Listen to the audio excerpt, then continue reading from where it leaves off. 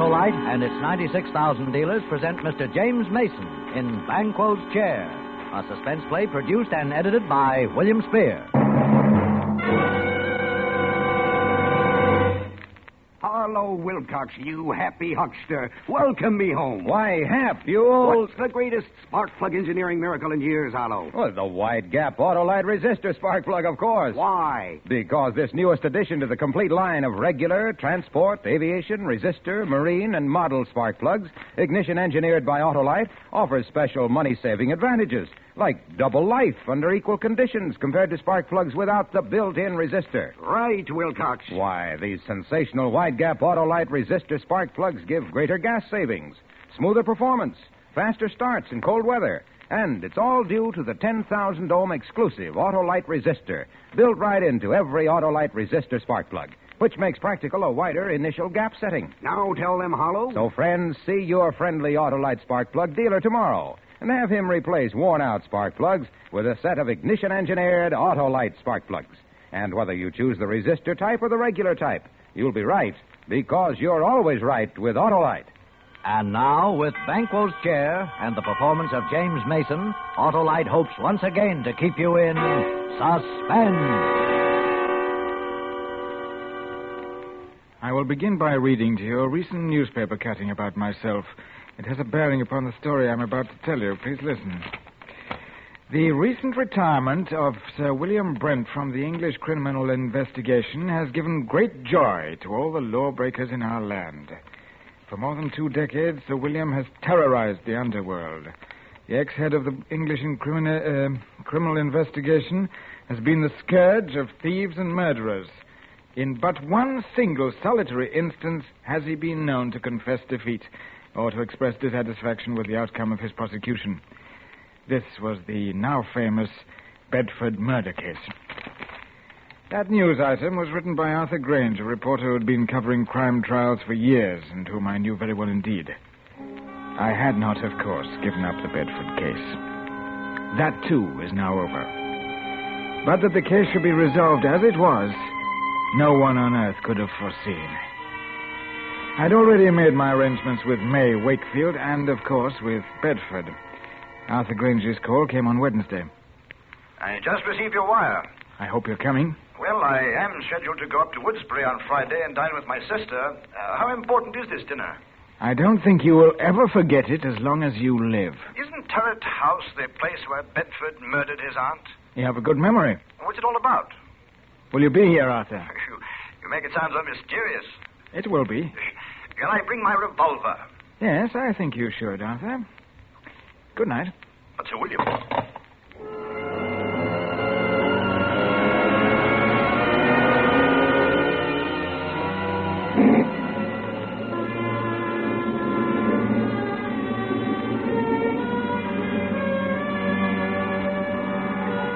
It rained all day Friday, and by evening a gusty November wind began to drive the rain hard against the exposed wall of Turret House. This mansion is a huge red brick, ugly product of Queen Victoria's time. It did not stand gracefully, but squatted at the back of a private road, almost hidden from view by several dripping pine trees. The neighborhood was in decline. Its best days were over. Perhaps mine were, too, I thought as I came down the stairs. But after tonight, it won't matter.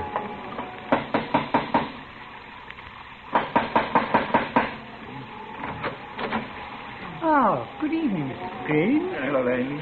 Nasty night, isn't it, sir? It's miserable. Not much warmer in here. There's a fire in the library. Oh, how are you, Sir William? Quite well, Arthur. What made you move into this drafty old dungeon? I don't live here. It's my temporary quarters. I still live over there in the West End. And here is Miss Stone. Miss Roberta Stone. This is Mr. Arthur Grange. Pleased to meet you. How do you do? Roberta is the famous mystery story writer. Oh, yes. I've read your books and enjoyed them. Well, thank you, Mr. Grange. Perhaps you can tell me, Miss Stone, what mysterious event is going to take place here this evening. I was told to come armed. He told me the same thing. Here's my gun.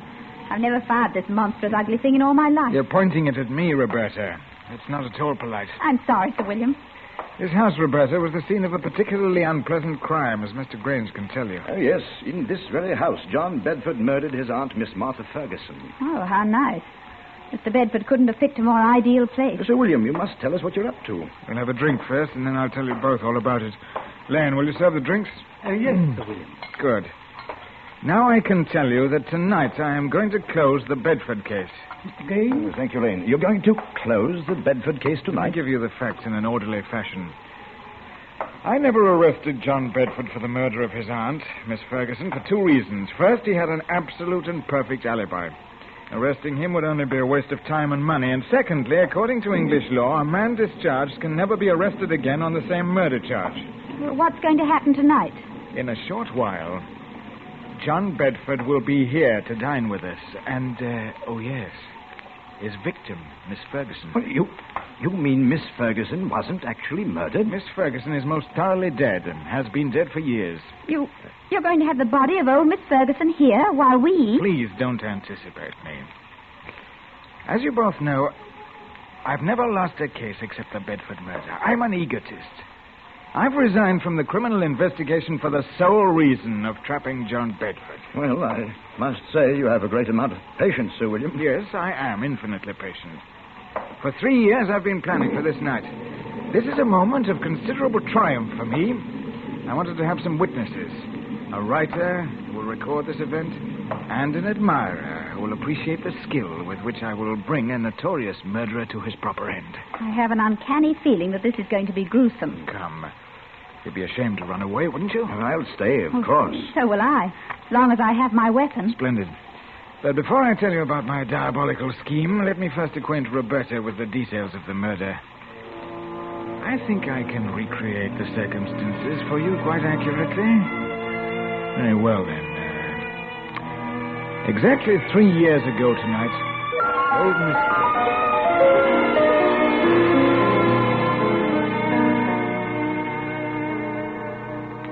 Hilda?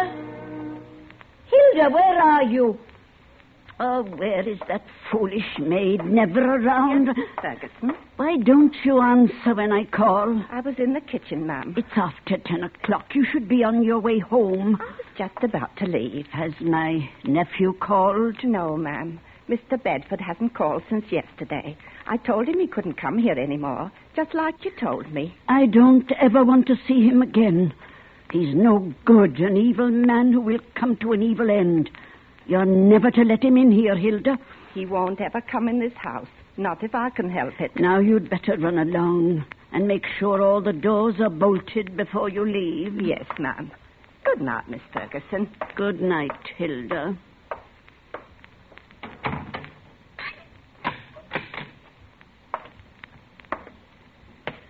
Oh, pity about my nephew, John. Such a pity about him.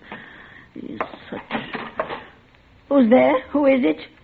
It's John, Aunt Martha. Your own affectionate nephew. What are you doing in my house? Oh, you're not at all pleased to see me. Your only living relative, too.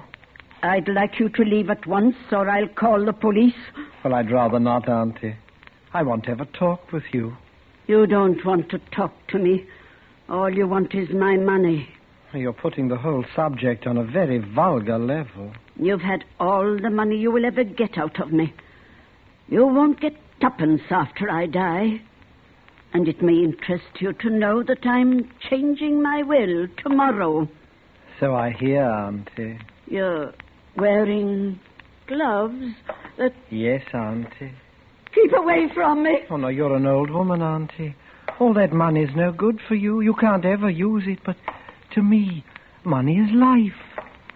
And you're going to die soon anyway. No, you're not going to do that. Oh, yes, Auntie, I am, and I'd be doing you a favor. You're old and ill and lonely. Please, no screaming, Auntie. No screaming.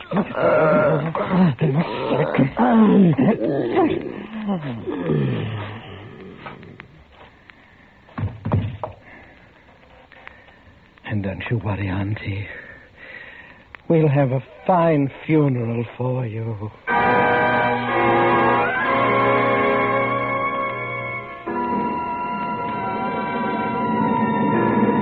That's pretty much the way old Miss Ferguson was murdered. Her maid, Hilda, found the body the next morning. I immediately went to work on the case. All the evidence pointed to John Bedford. He almost admitted it himself. I had him brought to my office for questioning. How do you do, Sir William? Oh, hello. Please come in. Oh, thank you. Cigarette? Oh, thank you. Well, how does it feel to kill your aunt? May I have a light, please? Yes, of course. I wouldn't know, Sir William. You see, I never killed anyone. Have you? Yes, I've shot and killed lawbreakers who tried to get away. And I've sent many of them to the gallows. Yes, so I understand. What was your relationship to your aunt? I was her nephew. Very amusing. She didn't like you, did she? I'm a truthful man. She didn't. She thought I was a spendthrift and a parasite. She was quite right. Where were you on the night of the murder? In jail. I drank a little too much and got into a bit of a tiff with the police. Mm-hmm. Quite an alibi. Oh, quite a fact.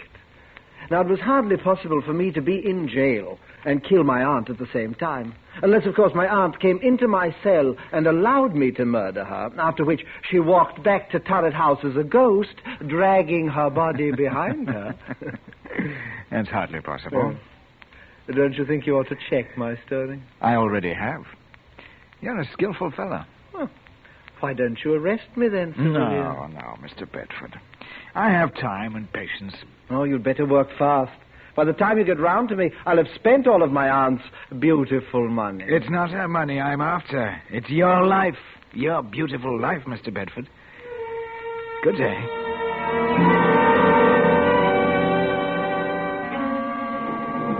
Yes. And tonight I shall have him. Tonight, in your presence, he will commit that murder again. And this time I shall arrest him for it.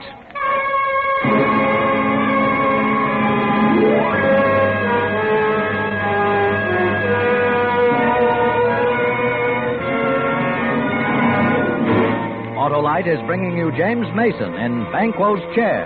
Tonight's production in radio's outstanding theater of thrills, Suspense.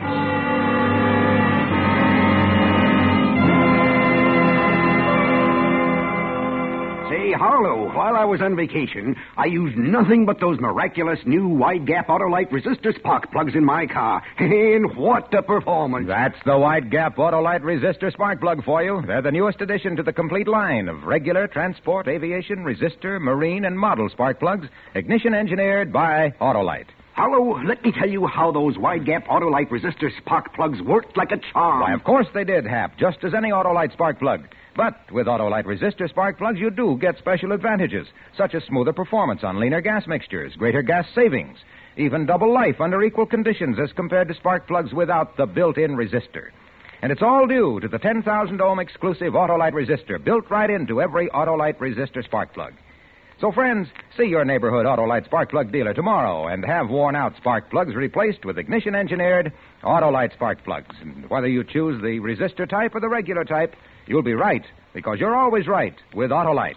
And now, Autolite brings back to our Hollywood soundstage our star, James Mason, in Banquos' Chair, a tale well calculated to keep you in suspense.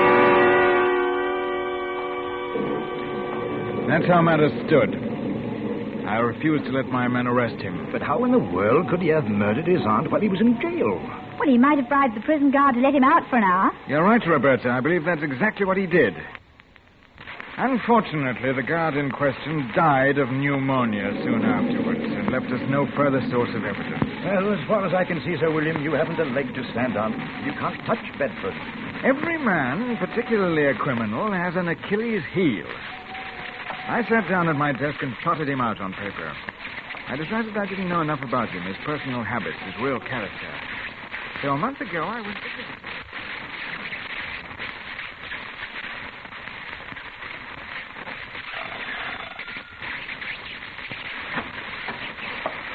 Sir William, what a surprise. Want to invite me in? Oh, of course, sir. Please come in. Thank you, Mr. Bedford. Well, I'm really honored to have the great man pay me a visit. You're not after any more clues, I hope. It does get rather tedious, Sir William. No, not at all. I know when I'm beaten. Well, I don't want to appear smug, sir, but everyone has his Waterloo. Oh, would you have a drink, Sir William? Thank you. I don't know whether you've heard that I have resigned from the criminal investigation. I'm a private citizen now. Oh, yes, I heard something about that. I couldn't believe it. No, it wasn't my love for justice that made me pursue my profession with such tenacity and success. With the sole exception of your case, of course. It was a game of skill with me, my wits against all comers. I lost in your case, but then we all have to lose sometimes, don't we? I don't believe you, Sir William. You're still out to get me. There isn't much chance, is there? I'm afraid not, Sir William. I've kept out of trouble so far, knock on wood. I had no idea you were superstitious, Mr. Benson. A sophisticate like you? Oh, it's just a habit since I was a child. I see. Before I go, there's just one thing. I noticed in the papers that you're looking for a tenant for a turret house. Oh, yes, I am. I'd like to rent it. The scene of the crime? Uh-huh. Of course, why not? There's no harm in it. As a matter of fact, it's perfect. And what's more, I'll let you have it very cheaply, for old time's sake.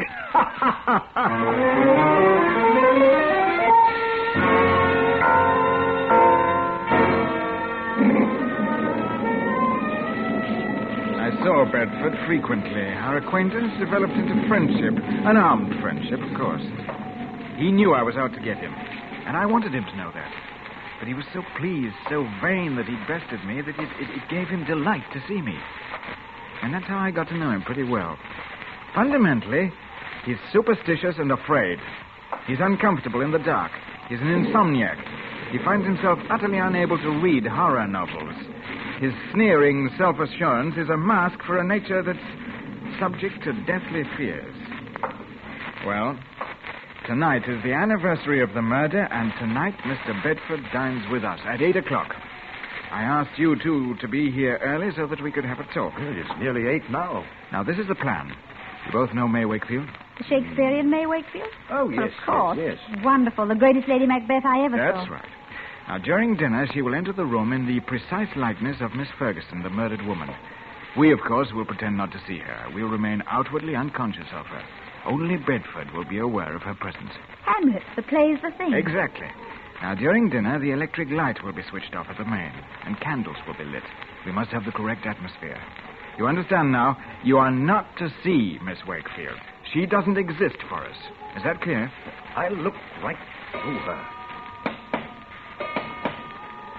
That will be Bedford.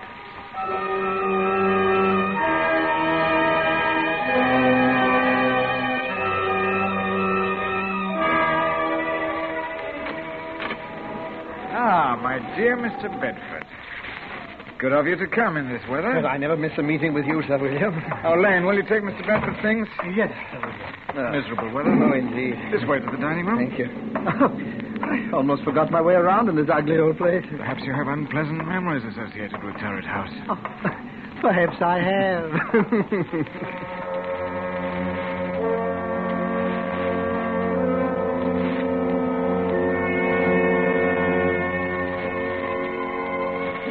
John Bedford looked us over with his characteristic arrogance and superiority.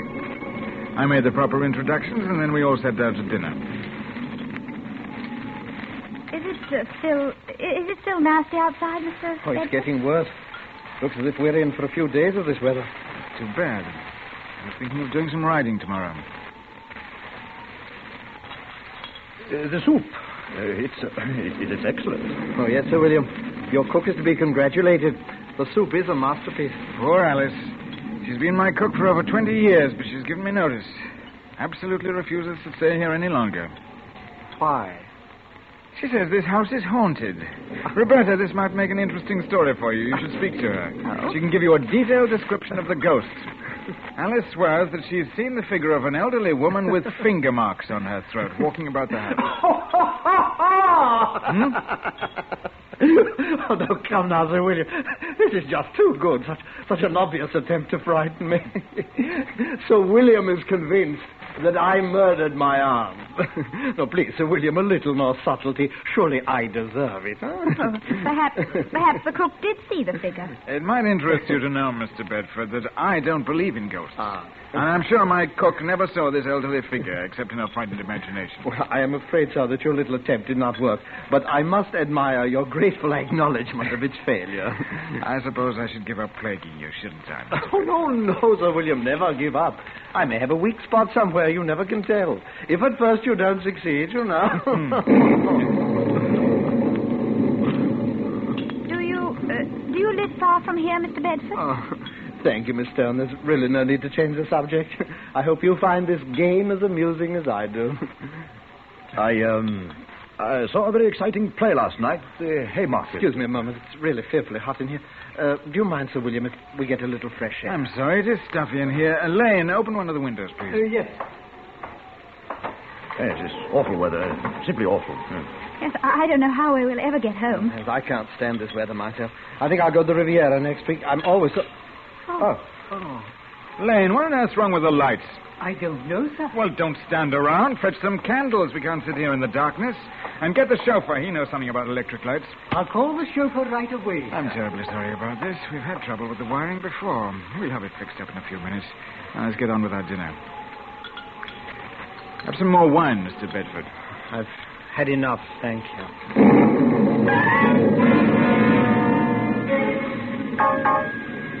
It was a tense moment. I looked at Roberta and Arthur. They were both pale and uneasy, and so was Bedford for all his poise. I believe that the only calm person in the room was myself. Oh, Mr. Bedford, you were saying something about visiting the Riviera. It must be lovely at this time of year. It is. I've been there before, you know. What's the matter, Mr. Bedford? Nothing.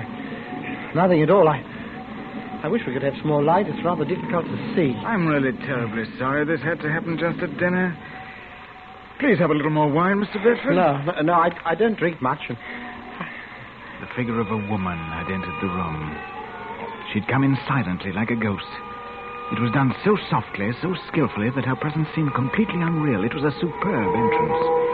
We all saw her, but we made no sign of recognition. In the dim candlelight, she looked ghastly. It was an incredible piece of makeup.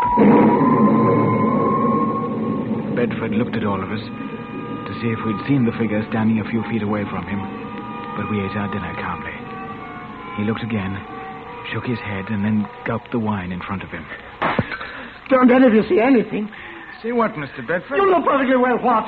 There she is, just as plain as... What's got into you, Bedford? It's my aunt. My aunt! Perhaps you've had too much wine. Your aunt is dead. You're not seeing ghosts, I hope. Yes. Oh, yes, that's it. I drank too much. I'm not used to drinking. Yes, you know? yes, of course. Yes, she's coming towards me. Calm yourself, Bedford. I've never seen you like this. There's no one else here. Do you see anyone, Roberta? No, I don't see anyone. No, neither do I. I can't stand it. I'm getting out of here. You're not wearing gloves today, John. This is real. God, if you see her, I've got to hear her. Come over here. She's touched me. She's touched Sit down, me. Bedford. She's gone to the door. She won't let me out. I'm an old woman. Money is no good for me. I'm lonely, John. Let me by, Aunt Martha. Out of my way. Out of my way. Get away from that door. I'll murder you again. Do you hear that, Martha? I'll kill you again, you old witch. Please let me go. All right, switch on the light. No. Officer Graham, come out. Arrest him. You heard his confession? I did. Put the handcuffs on him. I've got him, sir. Well, Bedford, it seems that I've finally caught up with you. I'll kill her again. I'll kill her again. I'll kill her again. That wasn't your aunt. That was May Wakefield. I'll kill her again. I'll kill her again. Take him away, Graham. He's in a state of shock. Well,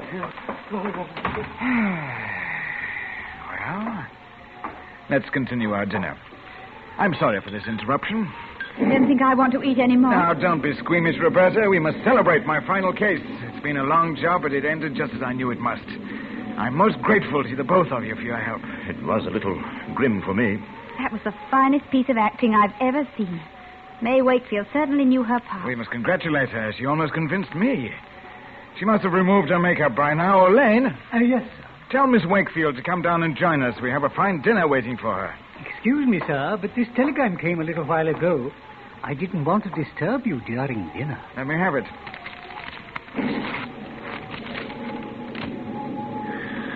Why, Sir William, is anything wrong? I'll read it to you. Extremely sorry. Severe influenza makes it impossible for me to leave my bed tonight. Will tomorrow night do? Signed, May Wakefield.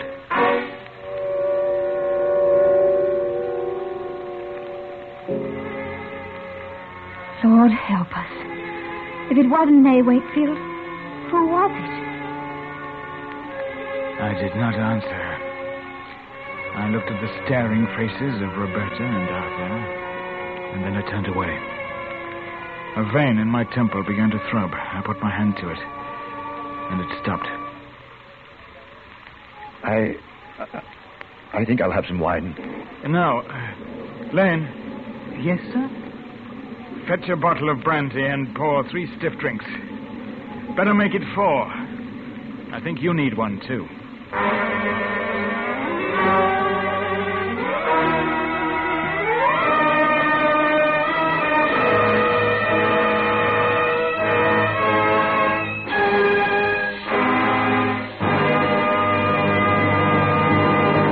Suspense, presented by Autolite. Tonight's star, James Mason.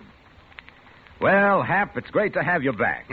Me and those 400 Autolite products. Yes, you and over 400 products made by Autolite for cars, trucks, planes, and boats in 28 plants coast to coast. These include complete electrical systems used as original equipment on many makes of America's finest cars. Spark plugs, batteries, generators, coils, distributors, starting motors, and bullseye sealed beam headlights. All engineered to fit together perfectly, work together perfectly, because they're a perfect team.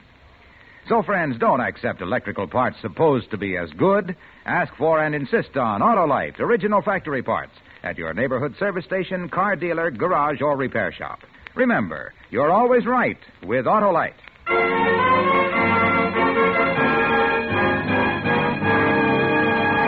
Next Thursday for Suspense, our star will be Alan Ladd. The play is called Motive for Murder, and it is, as we say, A tale well calculated to keep you in suspense. Tonight's Suspense play was produced and edited by William Spear and directed by Norman MacDonald. Music for Suspense is composed by Renee Garrigank and Lucian Morawek and conducted by Lud Gluskin. Banquos Chair was adapted for radio by Sigmund Miller from a short story by Rupert Croft Cook. James Mason can soon be seen in the Universal International picture One Way Street. In the coming weeks, you will hear such stars as Ronald Reagan and Ginger Rogers. And don't forget, next Thursday, same time, Autolite will present Suspense, starring Alan Ladd. You can buy Autolite resistor or regular spark plugs, Autolite Safehold batteries, Autolite electrical parts at your neighborhood Autolite dealers. Switch to Autolite. Good night. This is CBS, the Columbia Broadcasting System.